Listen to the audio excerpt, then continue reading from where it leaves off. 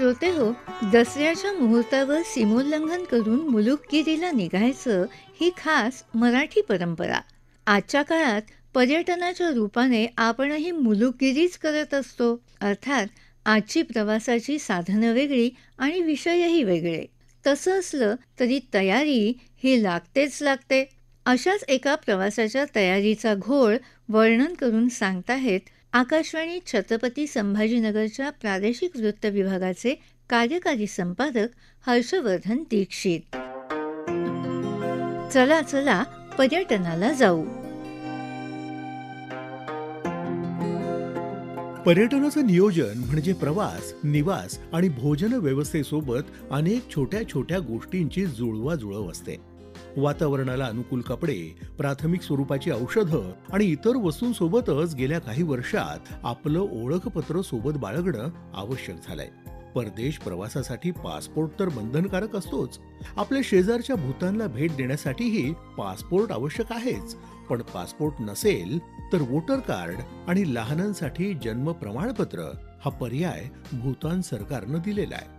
आमच्या Bhutan भेटीपूर्वी voter card आणि जन्म प्रमाणपत्र यांची जुळवाजुळव करताना पार केलेल्या अडथळ्यांची ही कहाणी. आमच्या पर्यटनाच्या यादीत बऱ्याच वर्षांपासून पुढच्या वेळी हा शिक्का बसणाऱ्या भूतान दौऱ्याला यंदाच्या मे महिन्यात मुहूर्त लागला. या चिमुकल्या देशानं 75% जमिनीवर राखलेलं जंगल, नितळ नद्या, हॉट स्टोन बाथ, बहुतांशी चीजमध्ये शिजवलेल्या भाज्या, फ्युन्चलिंग, थिम्फू, पुनाखा आणि पारो या 4 मुख्य शहरात आधुनिकता आणि संस्कृतीचा सुरेख संगम, शून्य क्राईम रेट या सगळ्यासोबतच आणखी 2 वैशिष्ट्यांसाठी भूतान पाहायलाच हवा.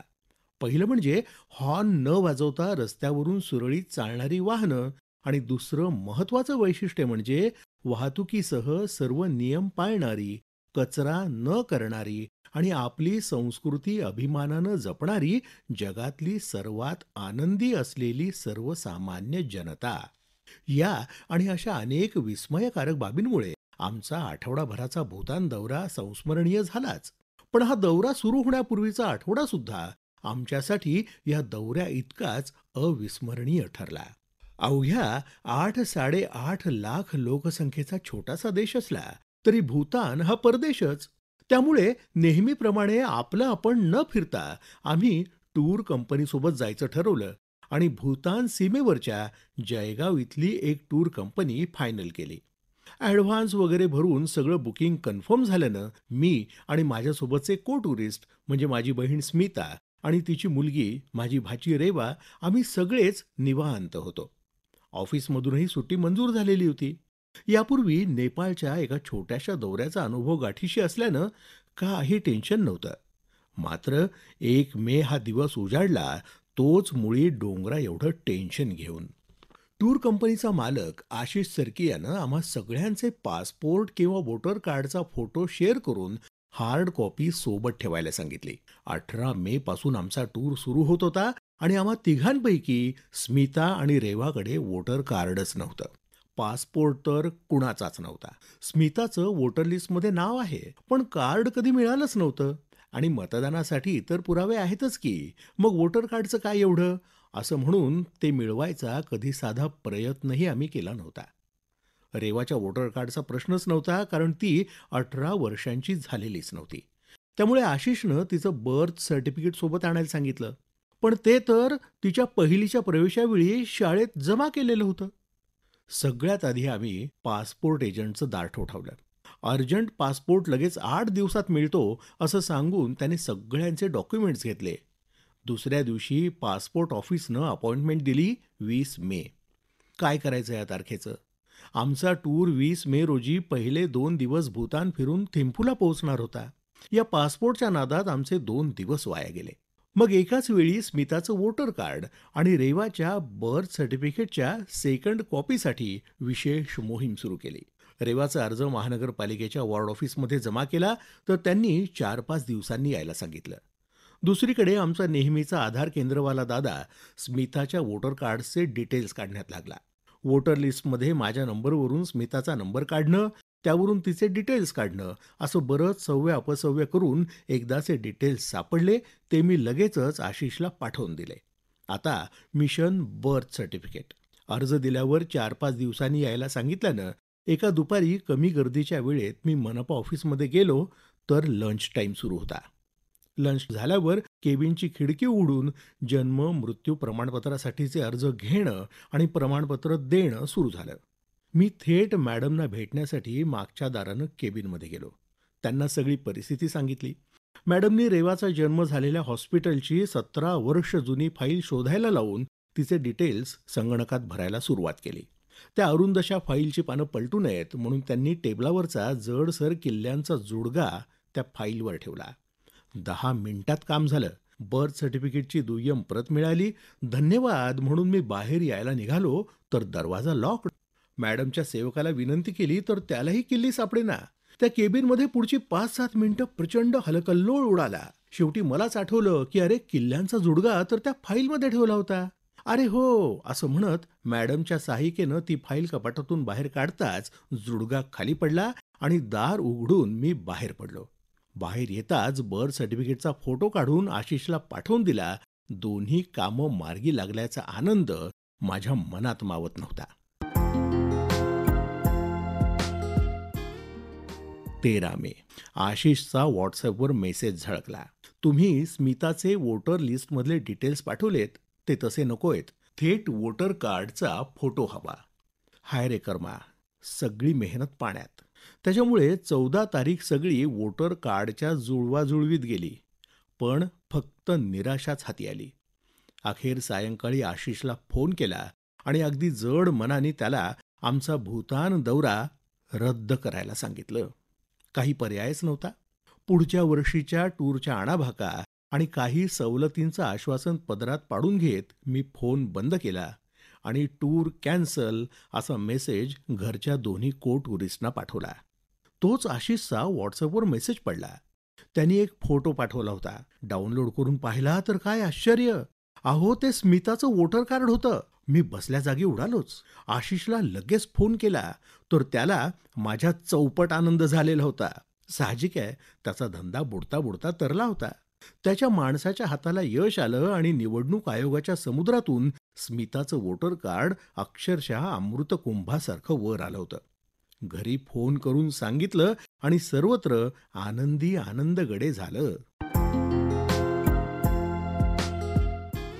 मध्यंतरी भारत पाक सीमेवर बरंच काही घडलं होतं. पण माझी सुटी सुदैवानं रद्द झाली नव्हती. फक्त 2 दिवस पुढे ढकलावी लागली होती. त्यामुळे रेल्वेचं रिझर्वेशन रद्द करून पुणे बंगळुरू बागडोगरा असं विमानाचं बुकिंग करावं लागलं. 18 मेला पहाटे आम्ही पुण्याहून विमानात बसलो आणि बंगळुरूत 3 तासांच्या ले ओव्हरनंतर दुपारी 2 वाजता बागडोगरा विमानतळावर उतरलो. बाहेर आमच्या टूर कंपनीची टेम्पो ट्रॅव्हलर आमचीच वाट पाहत उभी होती. ग्रुपमधले बाकीचे 15 अमराठी सहकारी वाट पाहुनी जीव शिणला या गाण्याचे जणू हिरो हिरोईन झाले होते. सामान घेऊन आम्ही लगेच येतो असा त्यांना मेसेज करून आम्ही बॅग्स घ्यायला कन्व्हेअर बेल्टजवळ गेलो तर आमची एक बॅग मध्येच हैदराबादला उतरल्याचं कळलं. नुसता वैताग वैताग आणि वैताग. आधी टेम्पो ट्रॅव्हलरच्या ड्रायव्हरला फोन करून सगळ्यांना घेऊन पुढे जायला सांगितलं. मग आशिषला फोन करून बॅग राहिल्याची कल्पना दिली. विमानतळावर अनेकांशी डोकं लावायचा प्रयत्न केला. तेवढ्यात तिथल्या एका पोर्टरनं येऊन मला सांगितलं की पुढच्या विमानानं तुमची बॅग येतेय. संध्याकाळी 6 वाजता बॅग पोहोचली. लगेचच आशिषनं बुक केलेल्या टॅक्सीने निघालो आणि 3 तासांचा प्रवास पूर्ण करून भूतान बॉर्डरवर जयगाव इथं पोहोचलो. आमची वाट पाहत उभ्या असलेल्या आशिषनं थेट गळाभेटच घेतली. त्याच्या हातात होतं स्मिताचं वोटर कार्ड. ते घेतलं आणि भूतान सीमा चौकीवर पोहोचलो. सगळेजण आपापलं अधिकृत ओळखपत्र दाखवून भूतानमध्ये प्रवेश करते झालो. अडथळ्यांची ही शर्यत पार केल्यानंतर मुळातच सुंदर असलेला भूतान आम्हाला काकणभर अधिकच छान वाटला. त्या सगळ्याचं एका लेखात वर्णन करणं अगदीच अशक्य आहे. पण भूतानमधल्या गेडू नावाच्या एका सुंदरशा गावाचं मी एका कवितेतून वर्णन केलंय. त्यातून तुम्हाला भूतानची एक झलक नक्कीच अनुभवायला मिळेल. कवितेचं शीर्षकच आहे गेडू. दाट धुक्याची शाल ओढुनी डोंगर माथी वसले गाव. दाट धुक्याची शाल ओढुनी डोंगर माथी वसले गाव. थिंफूच्या वाटेत चिमुकले गेडू तयाचे विस्मय नाव. गोल गोल त्या रस्त्यावरुनी गिरक्या घेऊनी जाते गाडी. गोल गोल त्या रस्त्यावरुनी गिरक्या घेऊनी जाते गाडी. वाटेवरती निर्झर आणिक चार बाजूनी निबीड झाडी. मध्येच दिसते खोल दरी तिथे वाहते नितळ नदी. मध्येच दिसते खोल दरी तिथे वाहते नितळ नदी. दुसऱ्या बाजूस उंच कडा तेथ तपाला बसे चेलादी. दूर सारुनी दुलई धुक्याची दाखल होता डोंगर माथी. गेडू मधले लोक भाबडे लोककथातील गाणी गाती. छोटे खानी घरे दुमजली स्वच्छ अंगणी फुले साजिरी. छोटे खानी घरे दुमजली स्वच्छ अंगणी फुले साजिरी. गोठ्यामध्ये बकऱ्या गाई करडे त्यांची गोड गोजिरी. क्षणिक तेथे घेऊ विसावा सुजा पिऊनी सुस्ती हकलू. सुजा म्हणजे भूतानमधला बटरटी. क्षणिक तेथे घेऊ विसावा सुजा पिऊनी सुस्ती हकलू. इथेच थांबू या म्हणणाऱ्या धुंद मनाला मार्गी ढकलू. निरोप घेता गेडू गावचा गाडी पुन्हा वळणाला धावे.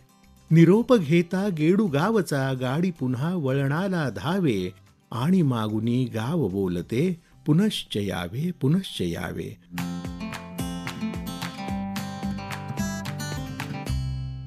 श्रोते हो, कसा वाटला हा प्रवासाच्या तयारीचा अनुभव? कमेंट बॉक्समध्ये आम्हाला जरूर कळवा. तुमच्या अभिप्रायांचं स्वागत आहे. अभिप्रायासाठी ईमेल पत्ता आहे akashvanidiwali@gmail.com.